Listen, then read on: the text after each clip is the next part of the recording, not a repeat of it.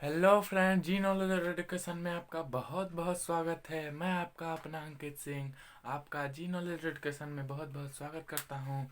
Science fact special show के आज चौथा एपिसोड लेकर मैं आपके सामने चला आया हूँ। और आज पिछले एपिसोड में मैंने पहले तो बताया था आपको आँख के बारे में। अब मैं आपको नाक के बारे में बताने आया हूँ, सेंस ऑर्गन का सेकेंड पार्ट। तो चलिए अब नाक के बारे में हम लोग जानेंगे। और आज ही हम नाक नाक एक छोटा सा पार्ट है, इस कारण हम आज ही इसके बारे में सारा पार्ट खत्म कर देंगे। तो चलिए नाक के बारे में अब हम लोग जानते हैं। नाक यानी नोज, यह हमारे ज्ञानेंद्रियों का दूसरा पार्ट है, जिसके बारे में अ, हम लोग कुछ बातें जानते हैं, कुछ बातें नहीं जानते हैं, या डिटेल में हम लोग नहीं जानते हैं। तो मैंने सोचा क्यों नहीं अब आज नाक के बारे में बताया जाए। तो चलिए नाक के बारे में अब हम लोग जानते हैं। देखिए नाक जो है यह तो हम लोग नॉर्मली जानते ही होंगे कि नाक को हम सूंघने में यूज करते हैं, या सूंघने में यह हमें मदद करता है कोई भी प्रकार के चीज़ों को। अब हम जानेंगे कि नाक किस तरह हमें सूंघने में मदद करता है, क्यों सूंघने में मदद करता है, और हम किस तरह इसे सूंघ पाते हैं, इसमें क्या होते हैं क्या नहीं होते हैं, जिस डेट जो भी होता है जानेंगे अब चलिए हम लोग जानते हैं नाक के बारे में। देखिए ये जो है यह पार्ट हमारे मतलब ये पूरा फेस हुआ, और यह जो पार्ट है यह पूरा हमारा नाक है। अब नाक देखिए, हमारे सबसे पहले हम जानेंगे नाक होता है तीन पार्ट में डिवाइड। हमारे नसल जो होते हैं, नोज यानी, यह तीन पार्ट में डिवाइड होते हैं। देखिए कैसे। पहला पार्ट होता है जो होता है प्रधान भाग होता है। प्रधान भाग यानी देखिए ये हमारा मान लीजिए नाक हो, तो आंतरिक रूप से हम बता रहे हैं इतना जो पार्ट हुआ ये हमारा प्रधान पार्ट हो गया। ये पूरा हमारा आगे वाला पार्ट जो हो गया ये प्रधान पार्ट। इसमें बाल होता है, रोममय यह होता है, और यह पार्ट हमारे आगे वाला पार्ट। इसमें दोनों मतलब जो हमारे नासा मार्ग होते हैं, यह जो होते हैं यह खुलते हैं, इसमें प्रधान पार्ट हो गया। और यह पिछला जो ऊपरी वाला पार्ट होगा यह घ्राण भाग हो गया, ऑब्टरी ऑर्गन, ऑब्टरी रीजन, समझे। और तीसरा भाग हो गया श्वसन भाग। ये पूरा नीचे वाला पार्ट जो हो गया यह हो गया श्वसन भाग। ये देखिए ये देखिए ये जो हो गया पूरा पार्ट ये श्वसन भाग हो गया, ये रिस्पिरेटरी ऑर्गन हो गया, रिस्पिरेटरी रीजन हो गया।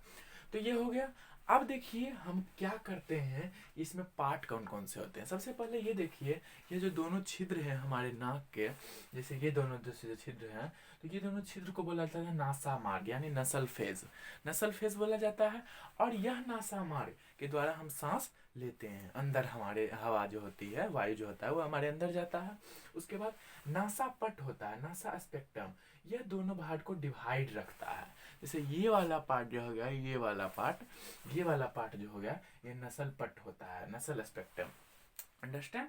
उसके बाद देखिए क्या होता है, इसमें यह जो होता है मतलब कि कंठ द्वार में जाकर के, ग्लोटिस में जाकर के, ये जो होता है कंठ द्वार, तो ये यहाँ से जुड़ा हुआ है ऐसे कर करके। तो इसी तरह हम बता रहे हैं, यहाँ से ऐसे करके जाता है यह कंठ द्वार में जाकर के, मतलब कि यह मिलता है, कंठ द्वार में जाकर के मिलता है। और इस तरह श्वसन की क्रिया अंदर होती है। तो अंदर वाले भाग को हम श्वसन की क्रिया में जब पढ़ेंगे, जब कभी भी, तो उसमें जानेंगे। तत्काल हम नाक नाक के बारे में जान रहे हैं कि क्या करता है क्या होता है। तो इसमें तो यह कंठ द्वार तक आता है। तो यहाँ तक जो होता है हमारा नाक का पार्ट होता है। कंठ द्वार में होता है कठोर तालु, कठोर तालु, कठोर तालु के द्वारा हमारा नासा मार्ग यानी नसल फेज जो होता है डिवाइड होता है कठोर तालु के द्वारा। कठोर तालु यानी हार्ड प्लेट, हार्ड प्लेट के द्वारा डिवाइड होता है, या ग्लोटिस में हमारा प्रेजेंट होता है यानी कंठ द्वार में, तो इसमें प्रेजेंट होता है। उसके बाद जो होता है क्या होता है, यह मुख गुहिका, मुख गुहिका जो होता है यानी माउथ फेस जो होता है, माउथ फेस से यह यहीं से डिवाइड कंठ द्वार में ही डिवाइड हो जाता है माउथ फेस से। ये सब हो गया, हम लोग जान लिए इसमें क्या पार्ट होते हैं।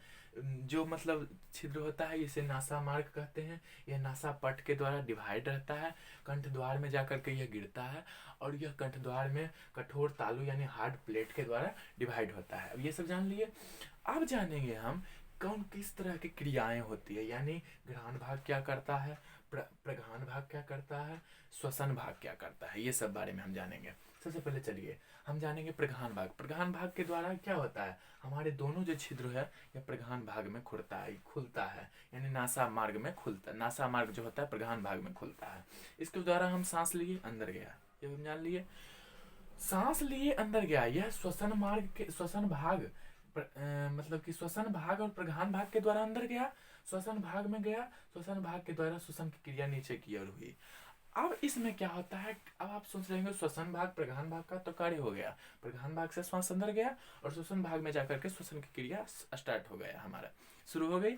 लेकिन अब हम लोग सोच रहे हैं घ्राण भाग में क्या होता है। घ्राण भाग देखिए सबसे प्रमुख पार्ट हमारा नाक का होता है, जिसका इसे ज्ञान इंद्रिया कहा जाता है। जानते हैं कैसे, क्योंकि जो कुछ भी हम सूंघते हैं, मतलब कि सॉरी सांस लेते हैं, तो हमारे सूंघने की उत्तेजना, यानी अगर हम कोई दुर्गंधित वायु या सुगंधित वायु जो कुछ भी हम अंदर लेते हैं, गंधित वायु मान लीजिए गंध का वाली चीज जब सूंघते हैं हम, तो सूंघने के उपरांत जो होता है क्या कि यह जो घ्राण भाग होता है, घ्राण भाग यह उत्तेजित होती है। इसका सतह जो होता है, यह पार्ट का सतह जो होता है इसका उत्तेजित होता है, और यह उत्तेजित होने के उपरांत घ्राण तंत्रिका जो होता है, घ्राण तंत्रिका जो होता है हमारे माइंड में सीधे उत्तेजना भेजती है, और यही उत्तेजना के कारण हम कोई भी चीज को सूंघते हैं तो अच्छे पदार्थ को सूंघते हैं तो अच्छा हमें महसूस होता है, और गंदित पदार्थ को सूंघते हैं तो गंदा हमें महसूस होता है, जो कुछ भी हो गया।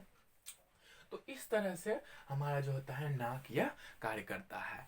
अब हम आपको बताएंगे कि हमने नाक के स्ट्रक्चर के बारे में जान लिया, नाक किस तरह सांस लेता है, अंदर जाता है, जो कुछ भी होता है हम जान लिए, मतलब किस तरह हम सुगंध लेते हैं, ये सब तो जान लिए।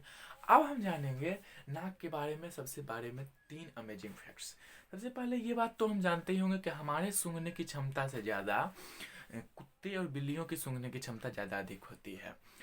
तो यह कैसे होता है जानते हैं, यह घ्राण तंत्रिका जो है, घ्राण तंत्रिका जो तंत्रिकाओं की संख्या हमें मतलब मनुष्य में 120 लाख की संख्या में होती है, जबकि कुत्ते और बिल्लियों यानी अदर जानवर में इससे ज़्यादा होती है। इस कारण उनके सूंघने की क्षमता ज़्यादा होती है, यानी जल्द से जल्द उत्तेजना होती है। अंडरस्टैंड। उसके बाद देखिए क्या होता है, घ्राण तंत्रिका उनमें ज़्यादा होती है। तो ये सब जान लिए, ये सब नॉर्मल सी चीज़ हुई। अब हम जानेंगे क्या आप लोग जानते हैं कि हमारे नाक में हड्डी कोई भी होती ही नहीं है, no any bones in our nose, यानी कोई भी उपास्थीमय होता है, कोई भी प्रकार के बोन्स इसमें प्रेजेंट नहीं होते हैं, कार्टिलेज इसमें सिर्फ प्रेजेंट होता है। अंडरस्टैंड। उसके बाद देखिए क्या होता है, एक बात हम जान लिए, हमारे नाक में हड्डियां नहीं होती है। उसके बाद पुरुषों का नाक जो होता है, पुरुषों की नाक वह स्त्रियों की नाक की अपेक्षा ज़्यादा लंबी होती है। क्यों? क्योंकि स्त्रियों का नाक की जो विकासशील समय होता है यह 13 से 15 साल होता है, जबकि पुरुषों के नाक का विकासशील समय 17 से 19 वर्ष तक पुरुषों के नाक बढ़ते रहते हैं। इस कारण से इसका नाक लंबा होता है, किसी भी प्रकार के हो जाता है। उसके बाद हम लोग क्या जानते हैं, एक सबसे प्रमुख भाग बताएंगे आपको कि मतलब की बात बता रहे हैं कि 10,000 सुगंध को हम लोग मतलब कि सूंघ सकते हैं। और उम्र बढ़ने के साथ साथ हम लोग आंख में जो पढ़े थे कि हमारे देखने की क्षमता भी घटती है, उसी प्रकार उम्र बढ़ने के साथ साथ हमारे सूंघने की क्षमता भी घटती है, यानी इस घ्राण तंत्रिका की संख्या भी घट जाती है। तो इस तरह से हमने आंख के बारे में पढ़ा था पहले, अब हमने नाक के बारे में पढ़ लिया। अब जो नाक के बारे में सब कुछ भी पढ़ लिया, अब आगे हम लोग कुछ और अगले ऑर्गन, सेंस ऑर्गन के बारे में जानेंगे। तो चलिए आज मैं आप लोगों से विदा लेता हूँ। आपका बहुत बहुत धन्यवाद, और इसी तरह मेरे वीडियोस को देखते रहें, मेरे चैनल को सब्सक्राइब करें। बहुत बहुत धन्यवाद।